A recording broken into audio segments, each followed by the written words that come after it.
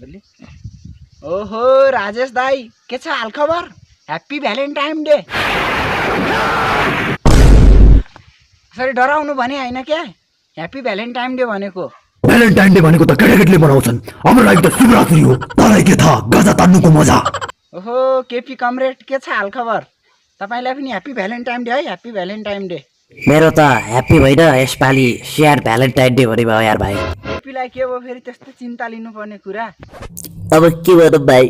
त विद्याले मेरो पर्पजै एक्सेप्ट गरिन यार मलाई त लात्ताले हालेर पठाए यार एउटा गयो अर्की आउँछ त्यस्तो केटीको चक्करमा पर्नु हुँदैन हैन त राजेश दाई जतिले कुरा गर्यो भाइले त्यस्तै अब केटीको चक्करमा किन पर्छ त केपी मुला राजेश दाइले भनेको कुरा पनि ठिकै हो एकछिन रोक है सागर भाइ म एकछिन हगडा आयो मलाई एकछिन टोयलेटमा गएर छेरपाटे छेरेर आउँछु म राजेश दाई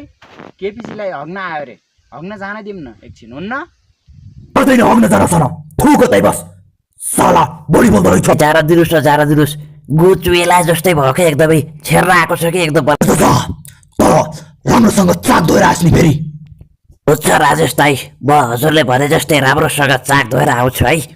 भिडियो मन पर्यो भने लाइक गर्नुहोस् सेयर गर्नुहोस् कमेन्ट गर्नुहोस् साथै सब्सक्राइब पनि गर्नुहोस् यस्तै खालका नयाँ भिडियो यस्तै कमेडी भिडियोहरू म ल्याइराख्ने छु हस्त धन्यवाद।